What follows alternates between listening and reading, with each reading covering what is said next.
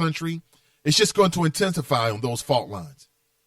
Wherever there's a rift, it's going to get bigger. Wherever there's a crevice, is going to be wherever there's a crack, is going to be a crevice. From a crevice to I'm not sure what comes next. But this is deep. I mean, and complete with the drama from Gina Marsh. I don't think I've ever met her before. The MSD's Director of Government Affairs. Wow. So what is council going to do with this? Councilman Wendell Young and several other council members praised Marsh for speaking out. Young blasted the city administration for its handling of the Malone payment and said Marsh deserved credit for telling what she knows. Drama! Marsh said that her supervisor, Deputy City Solicitor Luke Blocker, said the city administration wanted the payment made immediately. She said she relayed that message to Bricklayer and Eckler attorney Mark Evans, who told her an immediate payment might not be possible. When she shared that information with the city, with her supervisor, he told her that city manager Harry Black had indicated the law firm needed to make the payment or it would lose its contract with MSD, which is run by the city. Is that fair? Is that true?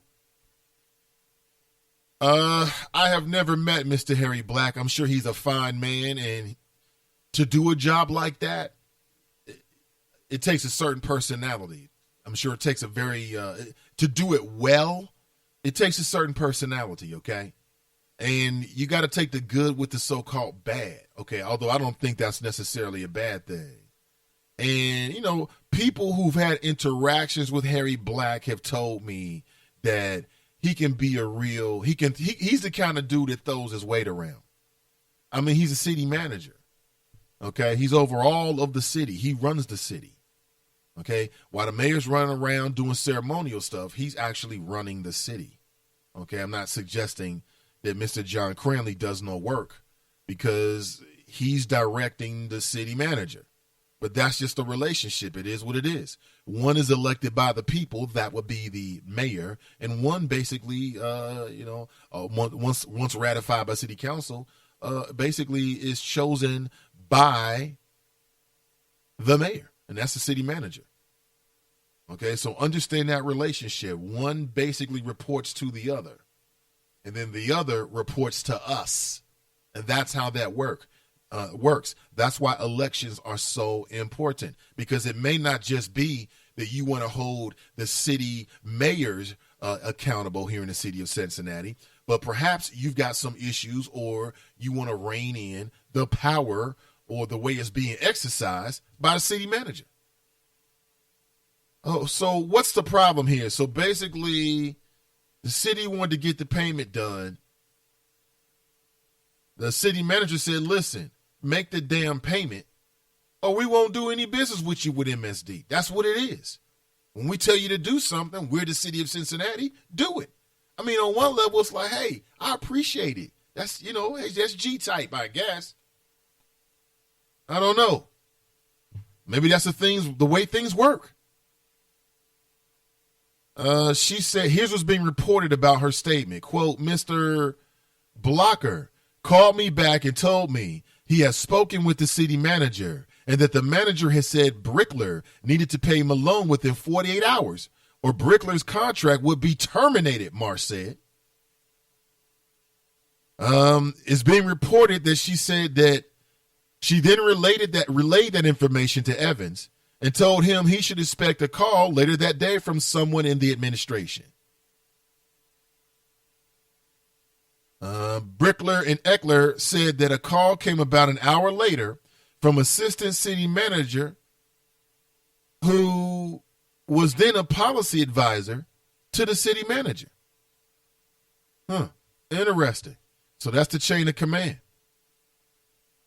Mayor John Cranley has said that he doesn't believe a threat was made, argued that the meeting should not go forward Wednesday, and it should instead be heard by a council committee later this summer.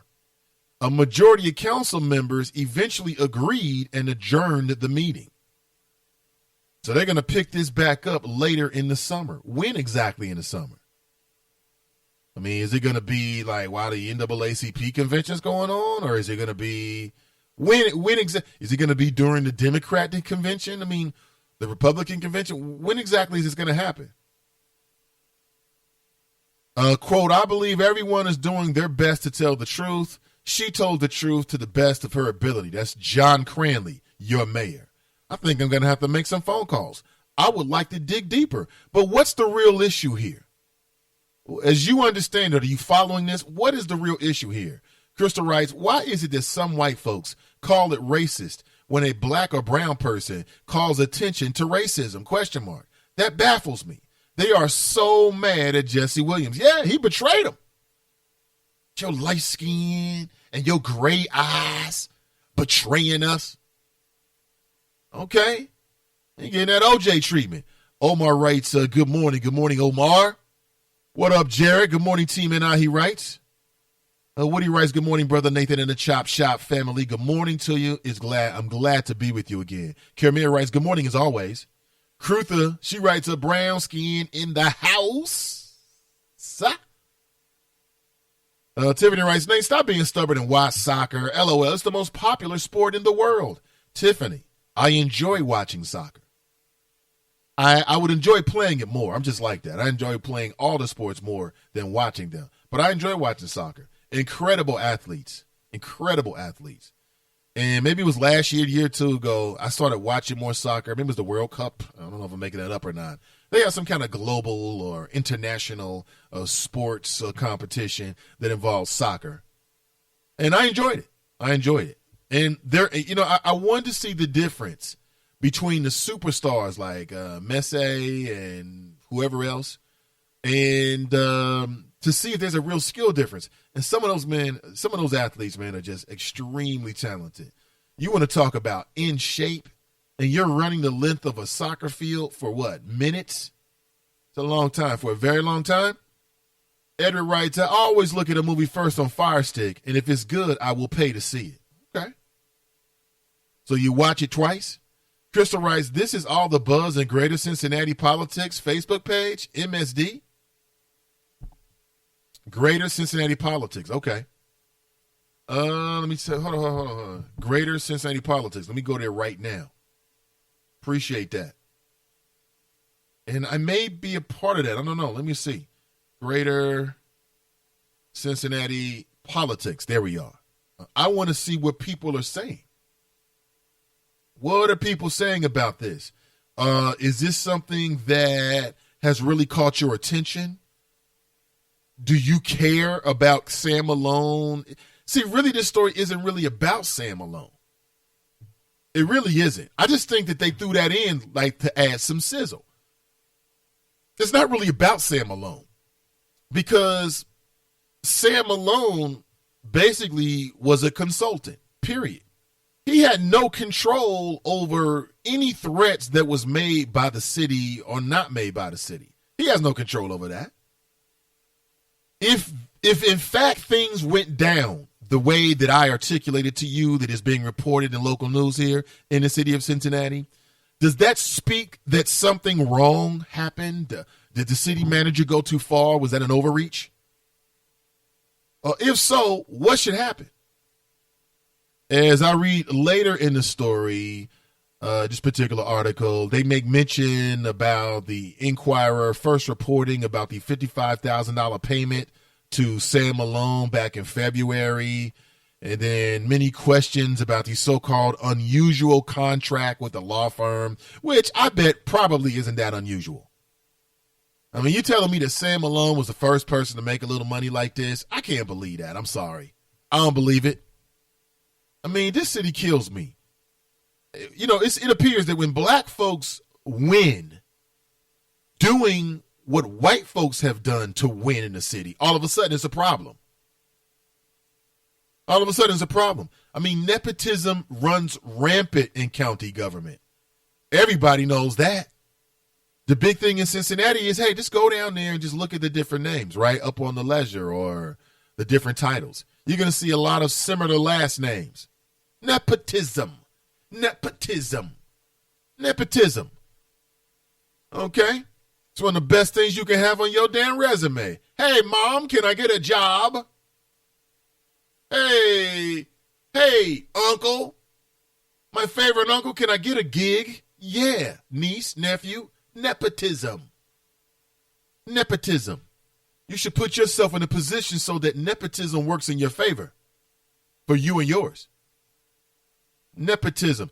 But then when, former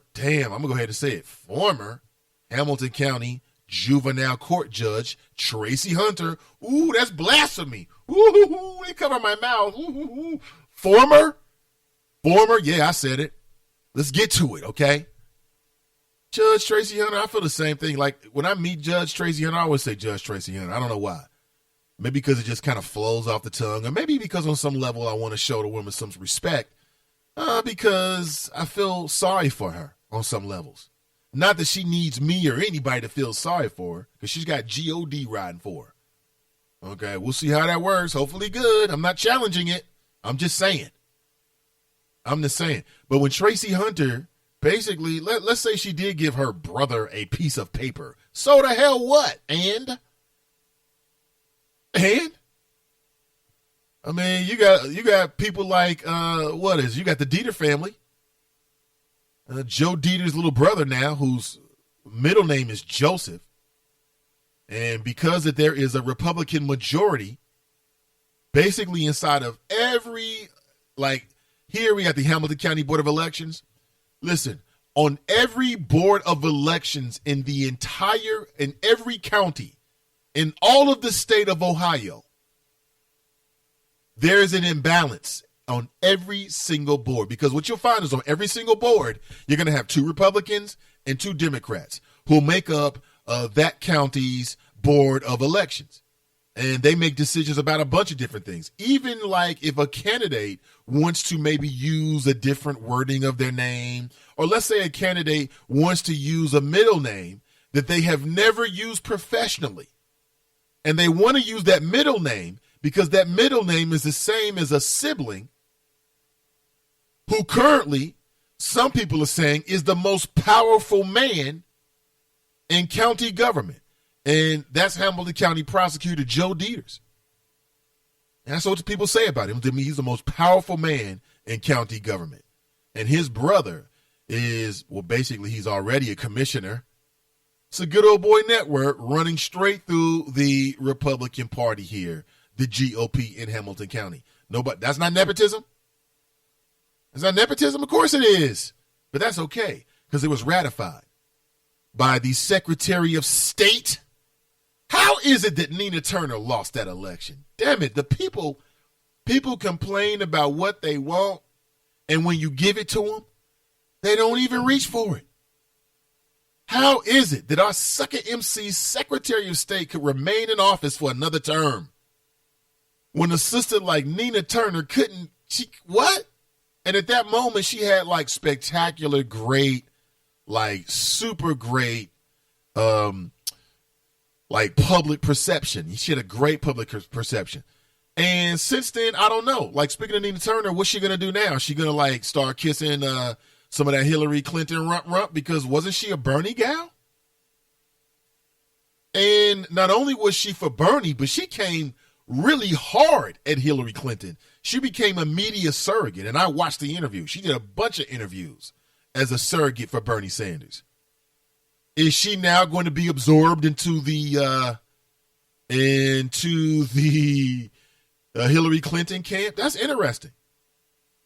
And I wonder how that interacts with her relationship with Alicia Reese. I wonder because, I'm not saying I've got any great insight, but I do know at some point they were working together because they were both a part of the governor's task force to investigate police community relations. And Alicia, of course, now is stumping for Hillary. Matter of fact, didn't she do the opening when Hillary was here recently? the introduction. I think hasn't she done that before in the state of Ohio? I believe she has.